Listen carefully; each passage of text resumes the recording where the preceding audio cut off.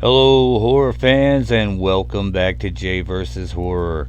I am your host, Jay Wall, and guys, today we are taking on the top 10 horror films of 1984. Now, let me start by saying this was a difficult year. It's a little light for horror. And so, what we got into here was questioning whether some of the bigger films of this year were horror films or not. Films like Terminator, Ghostbusters, Gremlins, Body Double, several different films that we questioned, were they horror or not? Should they be on this list?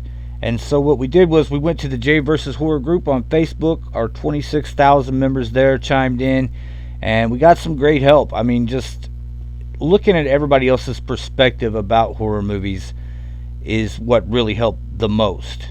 We actually had several horror superfans weigh in on this subject. We had Ryan Willix, Nathan Bartlebaugh, Joanna Haggerty, Emily Dunlap, of course, Tony Kanopka, one of our great friends here at the show, Eric Fludera weighed in. So we had several people at the time of me making this video that weighed in, and they all had some great opinions, and I really went through each opinion and read through it, and I kind of agree with some of what everybody said a little bit. So after hearing everyone's thoughts, I played with the list a little bit, and I'm actually kind of happy with the way it turned out now. Guys, don't forget to like and subscribe. Let's get started. At number 10, I have Silent Night, Deadly Night. And now, originally, I wasn't sure if this film should be on the list. I mean, it is more iconic than a lot of other horror films from this year, but I don't feel like it's a great movie. I feel like it's well known for being controversial for everything that happened when it came out. They ran the trailer for this. It scared the hell out of little kids.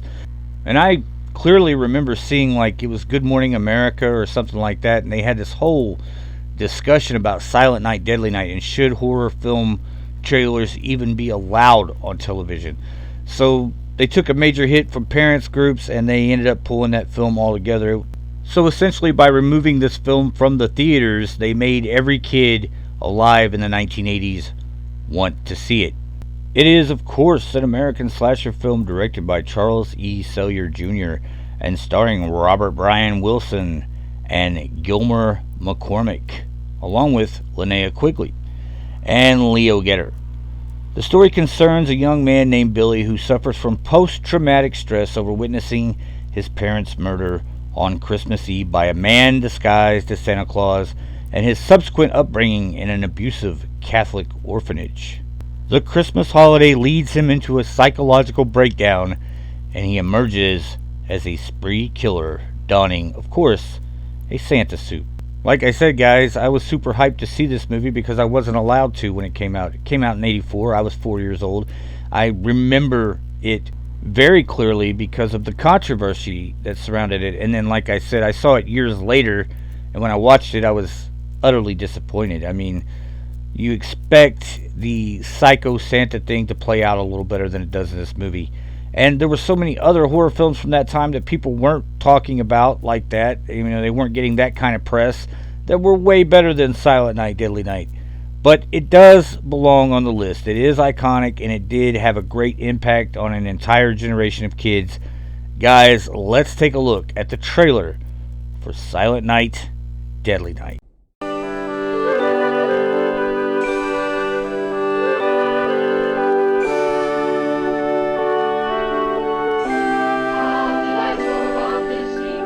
Was the night before Christmas, when all through the house not a creature was stirring, not even a mouse. The stockings were hung by the chimney with care, in hopes that St. Nicholas soon would be there.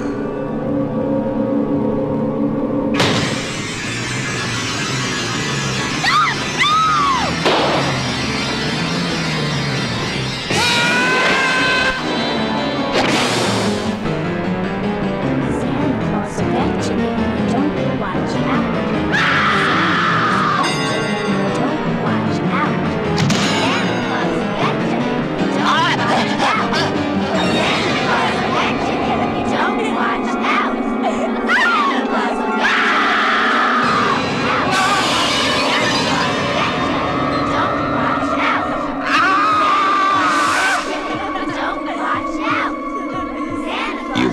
through Halloween. Now try and survive Christmas. Silent night. Deadly night. At number 9, we have Chud. Cannibalistic humanoid underground dwellers, because there's still a few people out there who have no idea what Chud actually stands for. It's an American science fiction horror film directed by Douglas Cheek, produced by Andrew Bonamy, and starring John Hurd and Daniel Stern, who would of course re-team later on in Home Alone, even though I don't think they had any actual scenes together in that movie. It also has Christopher Curry in his film debut. The plot concerns a New York City police officer and a homeless shelter manager who join forces to investigate a series of strange disappearances. They discover the missing are taken by these humanoid monsters that live below the city. I guess you would say they dwell below the city. Now guys, Chud's not the greatest movie of all time, but I always thought it was a lot of fun, and it's one I like to rewatch occasionally. Now if you have a chance, if you have Shudder, watch Joe Bob Briggs' Last Drive-In segment on Chud. He gives some great stories about how this movie came to be and the actors involved in it, the director, all that stuff. And of course, we all know that Uncle Joe Bob knows a little bit about everything when it comes to horror, right?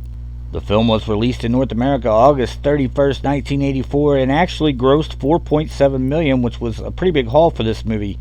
It was followed in 1989 by Chud 2, Bud the Chud, which was totally different, and a lot of people just absolutely hate that movie. I think it's fun, even though, yes, it's pretty terrible. Guys, let's take a look at the trailer for one of the more disgusting sounding titles from 1984, Chud.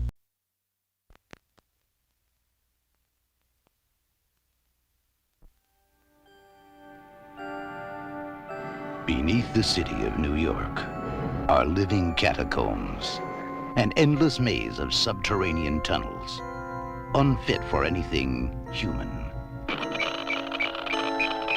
unauthorized for anything experimental. Hold it! There's something moving up ahead in the tunnel! And unlikely to bring anyone down there. So, they're coming up. Chud.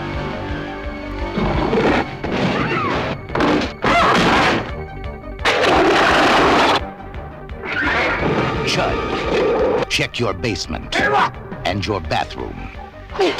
Keep off the street and try to hide. But remember, the dark is their place. The night is their time. And tomorrow, the only things living in the city of New York will be Chud. Chud.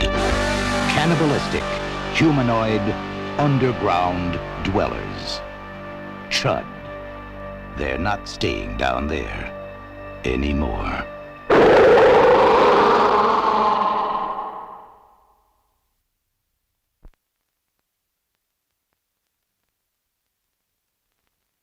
At number 8, Children of the Corn.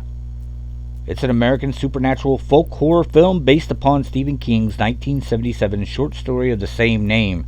It is directed by Fritz Kirsch, and the film's cast includes Peter Horton, Linda Hamilton, and John Franklin. The story is set in the fictitious small town of Gatlin, Nebraska, and tells the story of a malevolent entity referred to as He Who Walks Behind the Rose, which entices the town's children to ritually murder all the town's adults. Now guys, this is far from being my favorite Stephen King film, but it is pretty iconic. To be honest, I don't know if I've ever seen a Stephen King story more culturally ingrained than this one. It's been parodied several times in several sitcoms and comedy productions, and the truth is it's just ingrained in everyday life. I know that everyone has had a conversation where at some point somebody said they look like the Children of the Corn, or they made some kind of reference to Children of the Corn. It's one of those Stephen King stories that's just part of American culture at this point. Like how when you see a very large dog, you say, "Easy, Cujo." What's interesting about this is that it's very different from the actual short story, and King changed it a little bit himself. He wrote the original draft of the screenplay, which focused more on the characters of Bert and Vicky and depicted more history on the uprising of the children in Gatland. His script was disregarded, though, in favor of George Goldsmith's screenplay, which featured more violence and a more conventional narrative structure, which made filming easier. And while it may not be the best adaptation of King's work, it is definitely memorable.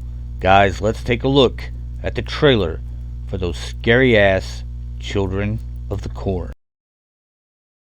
Every child is afraid of the dark, the unknown, the nightmare. In Gatland, Nebraska, that nightmare is in the corn.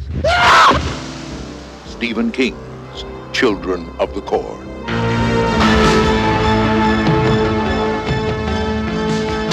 Praise God!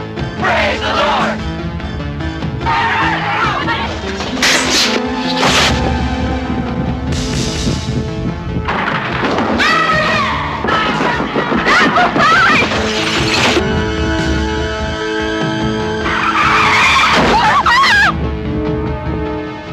From Stephen King, the author of Carrie, The Shining, The Dead Zone, and Christine, an adult nightmare.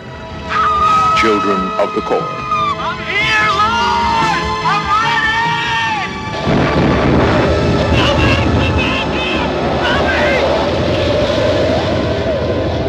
ready! Stephen King's Children of the Corn, an adult nightmare.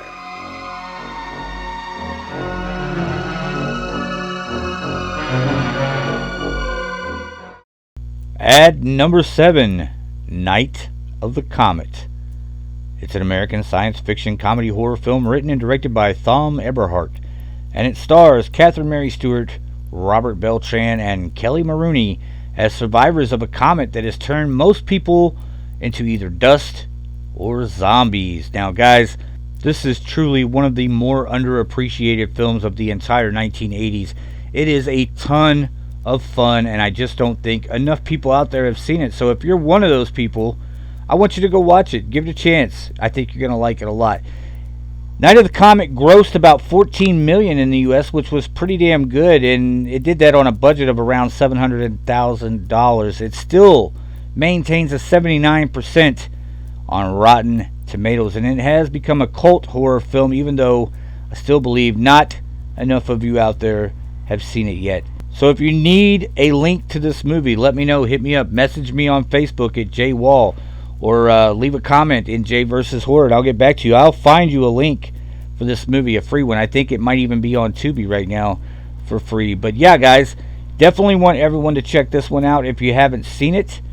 And with that being said, let's take a look at the trailer for Night of the Comet.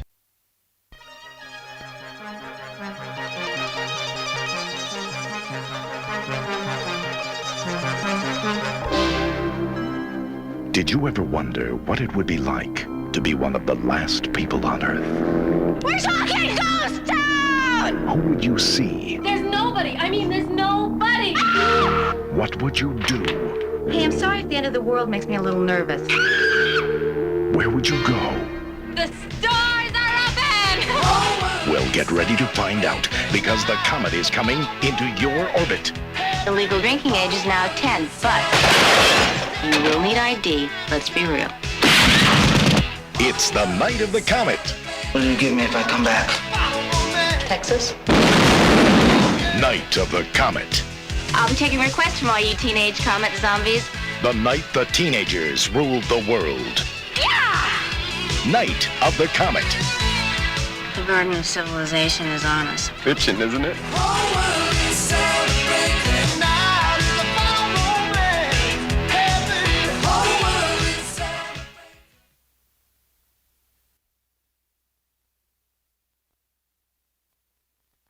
At number 6, we have Firestarter, an American science fiction horror film based on Stephen King's 1980 novel of the same name.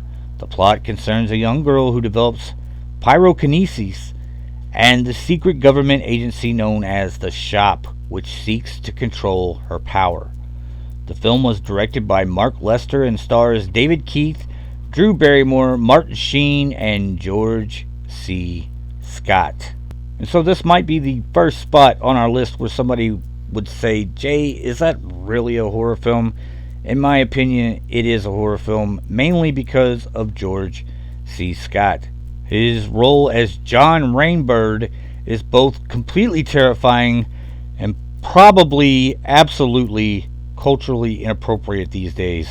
So some interesting stories here behind Firestarter. Of course, we all know that John Carpenter directed Christine, but originally this would have been the first Stephen King movie he was offered. During the filming of The Thing, Universal asked Carpenter if he wanted the chance to direct the film. He said yes and hired Bill Lancaster to adapt the novel into a screenplay, which Stephen King approved of. Months later, Carpenter hired Bill Phillips to rewrite the screenplay because they wanted to add Richard Dreyfuss, so they wanted to up the role of Andy, Charlie's father. But when The Thing was a financial disappointment, Universal eventually replaced Carter with Mark L. Lester. When Lester was hired, he brought Stanley Mann on to write a new version of the screenplay, and Mann's screenplay actually stayed much closer to the novel than the other screenplays that had been written under Carpenter. Lancaster's father, Burt Lancaster, originally was going to portray Captain Hollister, who's played, of course, by Martin Sheen, but he had to withdraw following heart surgery. Now, Firestarter was one of the first films shot in Wilmington, North Carolina, after the commission of the North Carolina Film Office, and it is regarded as the film that launched that city into what it is now, which is a booming hub of film and television production. Unfortunately, people have not always connected with Firestarter. It only has a 30% rating on Rotten Tomatoes, and that's only based on 27 reviews, though. The critical consensus reads that Firestarter's concept hews too closely to other known Stephen King adaptations, though it's got nice special effects. Now, I understand that because Stephen King does write a lot of these characters like Danny Torrance and Carrie White and of course Charlie here in this film, but I don't think it's the same. I think it's different enough that it's fun and exciting on its own, and I wouldn't be opposed to seeing a remake of this, which I believe is rumored to be coming soon, hopefully. I still like this 1984 version a lot though, guys, and I'll tell you what, if you're putting together a list of films for a great Father's Day marathon, this is a good horror film to go on that list. Let's take a look at the trailer for Firestarter. Charlie McGee is a healthy 8-year-old girl, normal in every way, Charlie, now watch what you're doing. but one. Did she do that? What are you gonna do with her? I'll bring her here, so you can do all your tests. And you give her to me. Charlie has the power. Do something bad? Will you still love me? Oh, Charlie. She can set things on fire. Something's happening in there. With just a glance. It is a power she does not want. Stick with him. Daddy, I'm scared. So am I, honey. A power she cannot control. Back up. And each night, she prays to be just like every other child. We haven't got her yet. We'll have her. But there are those who will do everything in their power to find her, to control her, Charlie! and maybe destroy her. Charlie! Come to me, Charlie. Go! You're gonna have to burn it down. I mean, burn it all down.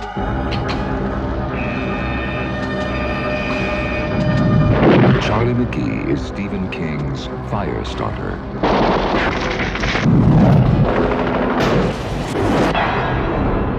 Will she have the power to survive? At number 5, Gremlins. Now, this is one of the films where I was unsure if I should put it on this list or not. To me, it always played more like comedy.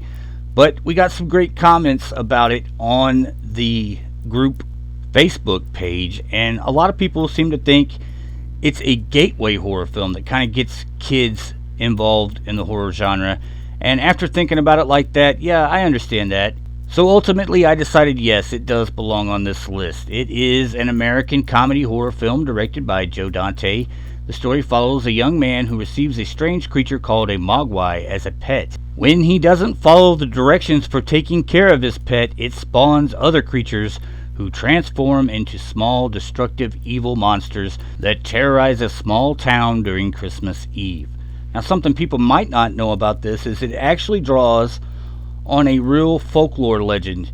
of mischievous creatures that cause malfunctions, gremlins, in the British Royal Air Force going back to World War II. And that's also a theme that's played out in a classic Twilight Zone episode. The film stars Zach Galligan and Phoebe Cates, with Howie Mandel providing the voice of Gizmo. Of course, the great Steven Spielberg served as executive producer on this film, and it was followed by a sequel, Gremlins 2: The New Batch, in 1990. And similar to like Tobe Hooper's Texas Chainsaw Massacre 2, the second film took a totally different approach and had a more satirical tone, which basically parodied big Hollywood sequels. Now, it's my understanding that Gremlins 3 is on the way, and we've waited a great many years for another sequel to the Gremlins franchise. Guys, let's take a look at the trailer for Gremlins. Steven Spielberg presents Gremlins. Billy Pelser has a nice home. Billy, is that you? Yeah, Mom, it's me. A nice job. A nice girl. If you're not doing anything this Thursday night, maybe you'd like to go out on a date with me? I'd love to. And loving parents who are about to give him... You're gonna like this. No, don't shake it. We're gonna have to open it now. It won't wait till Christmas. the most unusual gift he ever got. What is it? It's your new pet. Come on, Barney, be a good dog. My dad gave it to me. But there are a few things to keep in mind. If you expose it to the light, you may hurt it. If you get it wet, it will multiply. All that from water? They got wet? Yeah, plain water. And most important, no matter how much they beg, never let them eat after midnight. Because when they do, they change.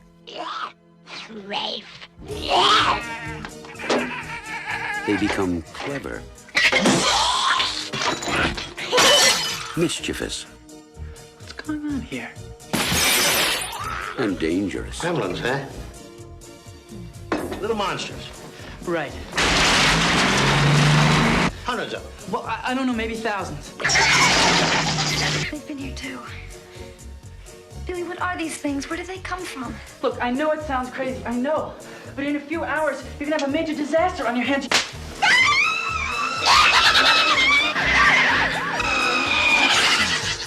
Gremlins, directed by Joe Dante. They'll be expecting you.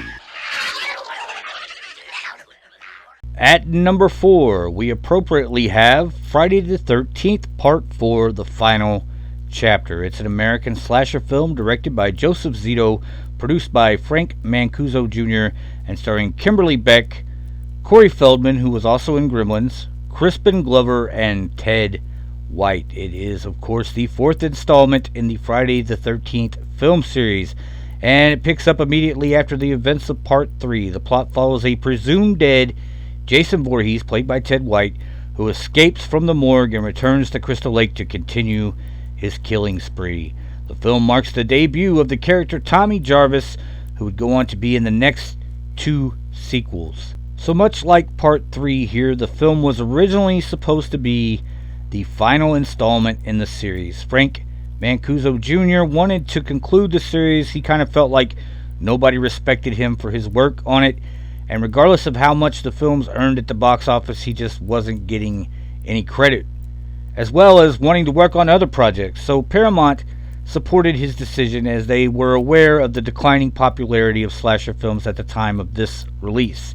As a result, the film was marketed as The Final Chapter to ensure it as such. Makeup artist Tom Savini, who worked on the first film, returned because he wanted to help kill off Jason, an iconic character he'd helped create just a few years earlier. So what happened here? Why wasn't The Final Chapter the final chapter? Well, that's pretty easy. The movie made $33 million in the US alone on a budget of $2.2 million, which was a pretty nice haul in 1984. So of course, they went immediately into producing the next film. The Final Chapter is a great film in this franchise. I think it's near the top for almost everyone who loves Friday the 13th. And to be totally honest, a lot of Friday the 13th superfans have this one at the top of their list. Guys, let's take a look at the trailer for the first big lie in the franchise, Friday the 13th Part 4, the final chapter.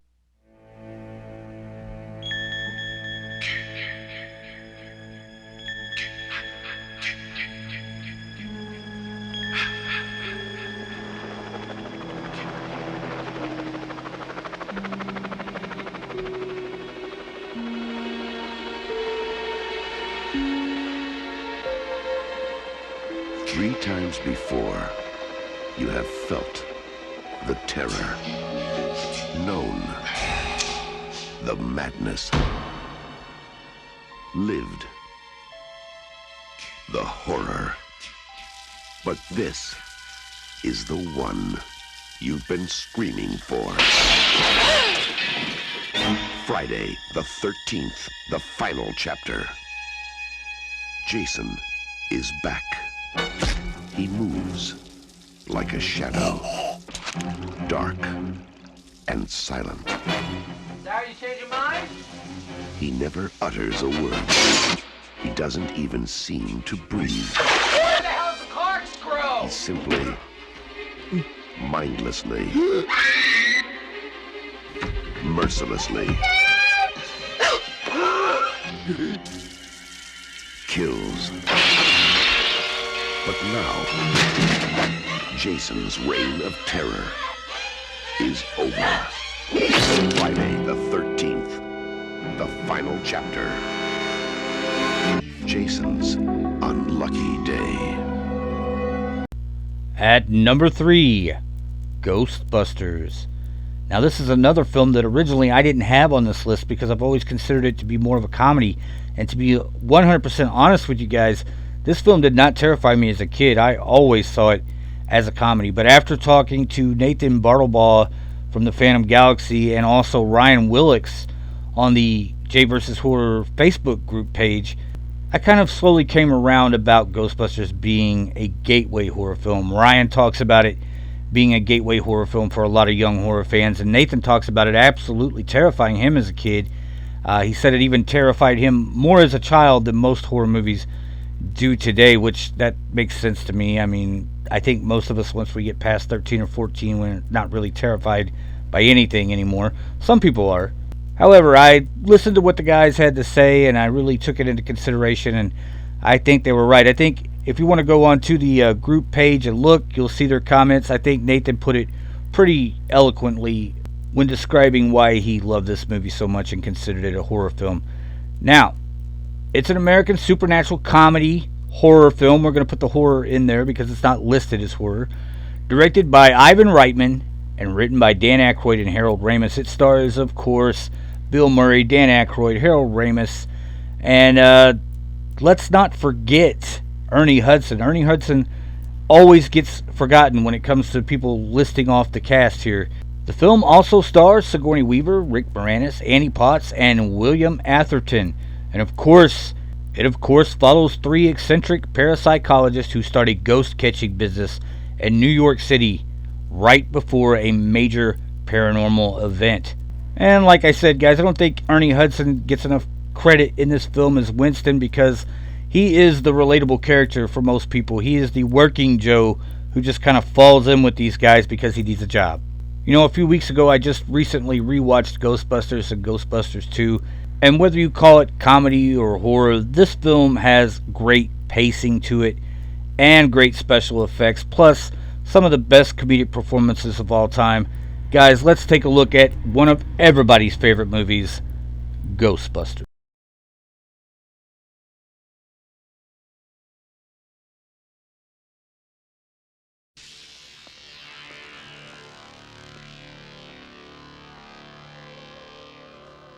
Ghosts. Hello, Ghostbusters.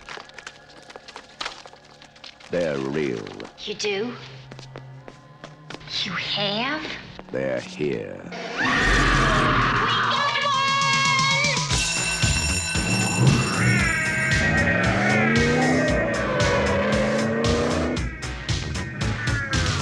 Ghostbusters. Hey, anybody see a ghost? They catch the ghost that won't stay dead. They're armed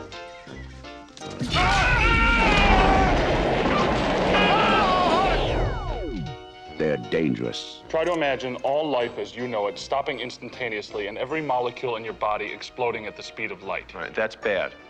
Okay. All right, important safety tip. Thanks, Egon.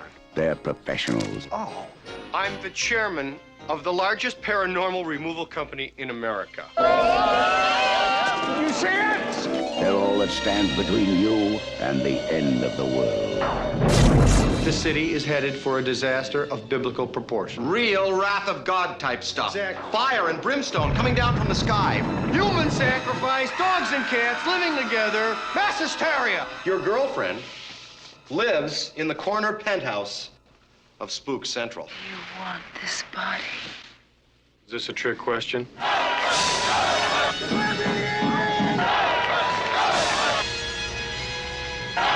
Got your stick? Hose! Beat him up! Smoke him! Make him hard! Ready!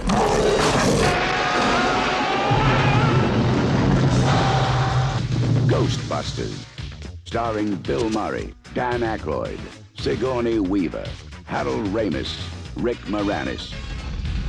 Coming to save the world. Who you gonna call? Ghostbusters. We came, we saw, we kicked it. All right, horror fans, we're down to number 2. And at number 2, we have The Terminator. Yet another film that many people will argue is not exactly a horror film, although I have heard several fans reference it as a slasher film even. It's an American science fiction horror film directed by James Cameron. It stars the great Arnold Schwarzenegger as the Terminator, a cyborg assassin sent back in time from 2029 to 1984 to kill Sarah Connor, played by Linda Hamilton, whose son will one day save mankind from extinction by a hostile artificial intelligence in a post-apocalyptic future. Michael Biehn plays Kyle Reese, a soldier sent back in time to protect Sarah. And of course, there is a great big twist in this movie, right? The film topped the United States box office for 2 weeks and was a success. It also showed that a science fiction film could be made on a smaller budget. It helped launch Cameron's film career as a director and filmmaker in general. It also made stars out of both Linda Hamilton and Arnold Schwarzenegger, who were both on that path already, but this one just kind of really launched them into stardom. Of course, Fox saw what James Cameron could do with a smaller budget, and they brought him in to do Aliens. This is important because there was a huge contract negotiation period between Sigourney Weaver and Fox about doing Aliens. She didn't want to do it at first, and she didn't like the original script, but when they brought James Cameron on board, they kind of also threatened to maybe bring Linda Hamilton in to replace her. To be fair, they were a big studio and they were lowballing her as a woman, trying to pretend that she didn't matter to the franchise, that the story was going to be bigger than just her character. They also didn't ask Ridley Scott to come back and direct Aliens, so they were playing hardball. But once Cameron came on board, everything came together. Sigourney read his new script for the film and loved it, and we got Aliens. So without Terminator, we probably wouldn't have Aliens, which makes it very surprising to me that somehow along the way James Cameron did not direct a Predator movie. Alright guys, let's take a look at one of the most rewatchable films of all time, The Terminator.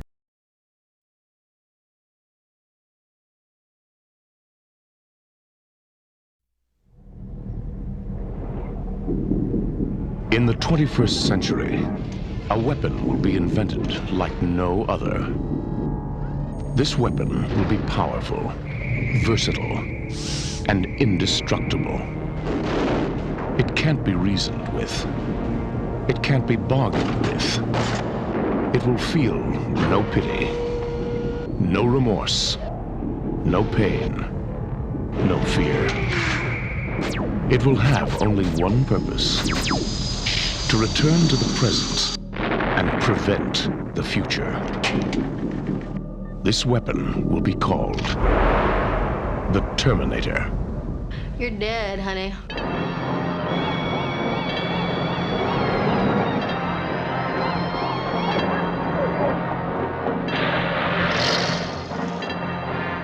What day is it? The date! 12th May, Thursday. What year?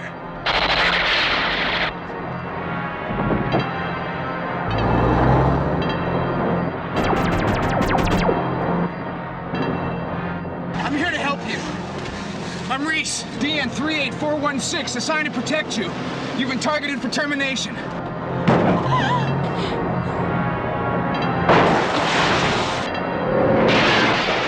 Why does it want me? Why me?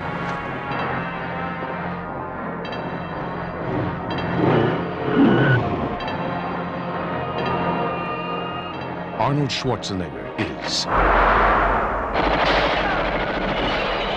the Terminator. Your future is in its hands. At number one of my top 10 horror films of all time, A Nightmare on Elm Street. It's of course an American supernatural slasher film written and directed by the great Wes Craven and produced by Robert Shea. It stars Heather Langenkamp, John Saxon, Ronnie Blakely, and Johnny Depp in his film debut. And it seems like I may have left someone out of that cast. Yes, the great, the incredible Robert Englund as Freddy Krueger. I think I can safely say that I don't know that one actor has ever meant more to a character or franchise than Robert Englund has meant to A Nightmare on Elm Street. And what's crazy about that is initially David Warner was cast as Freddy Krueger, but due to a scheduling conflict was not able to take the role. Can only imagine how different the franchise would have been, even though David Warner is a great actor himself. The plot concerns 4 teenagers living on one street in the fictitious town of Springwood, Ohio, who are invaded and killed in their dreams, and thus killed in reality by a maniacal, disfigured killer with a bladed leather glove. Wes made A Nightmare on Elm Street on an estimated budget of around $1.1 million, and the film was released on November 9, 1984, and grossed $57 million worldwide. It was a huge hit, and it was even met with rave critical reviews, which was very unusual for this era of horror films. Now guys, when it comes to A Nightmare on Elm Street, there's just far too much to talk about with this movie. Great backstory, all the stuff that Wes put into this movie. You know, he basically sold his soul to get it made. You also have these crazy urban legends that accumulated in Wes's mind to help him create this story. Guys, I did a full video on this movie years ago, and I'm going to post a link to that in the description. If you want more information on A Nightmare on Elm Street, definitely check out that video. And if you want even more information, I highly suggest the documentary Never Sleep Again, which dives into each film a little bit and truly tells the story of the entire franchise. Guys, this is one of those can't miss horror films, and as you've probably heard me say before, if you haven't seen A Nightmare on Elm Street, what are you doing with your life? Let's take a look at the trailer for Wes Craven's masterpiece and the creation of one of the greatest horror villains of all time, A Nightmare on Elm Street.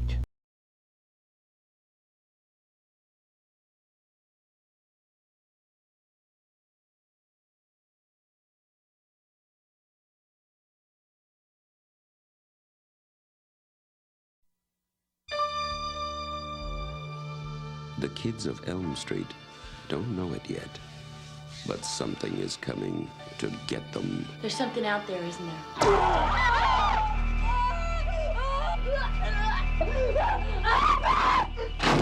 We just see cuts happening. What did that, Lieutenant? I don't know. What the coroner got to say? He's in the jar and puking since he saw it.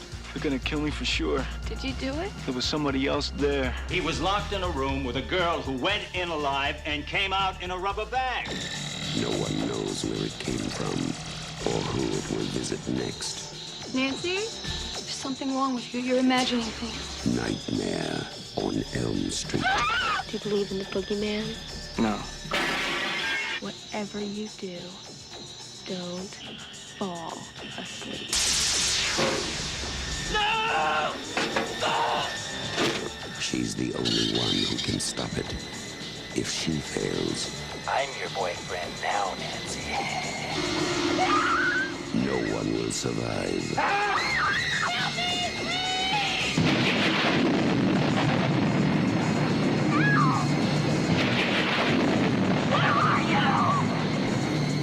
From Wes Craven, director of The Hills Have Eyes and Last House on the Left, a new masterpiece in fantasy terror.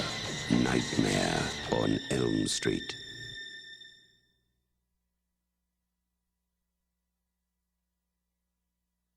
Alright, horror fans, that's all we've got for this episode, but now comes the fun part. This is where you guys get to tell me how crazy I am, how many of these films don't belong on this list, what films do belong on the list that's not on there, and which ones should be higher or lower. This one was interesting. I had a lot of fun with it, and we have 1985 coming up next, which I think is going to have a whole lot more films that everyone will agree are horror. And also, guys and ghouls, don't forget to check us out on Patreon. Patreon is a site that allows fans of small podcasts and horror content creators to support their favorite shows. For as little as $2 a month, you can help keep our little horror channel growing. And at the beginning of every month, the first of every month, starting next month, we will have a drawing. And April 1st, one of our patrons will win the entire series of Friday the 13th. Season 1, 2, and 3, you'll win the entire thing. And then every month after that, we'll have another drawing, and we'll give away 2 free Blu-rays each month. For as little as $2 a month, you're in. And hey, even if you don't win, you become a great friend of the channel, and we'll help support anything you're doing. If you've got something you'd like to promote, we'll also put you on our Patron Pick Show once a month, where we let you guys pick a movie that we review or give us a topic to discuss. Whatever you want us to talk about, we'll do it. Alright, horror fans, we love you.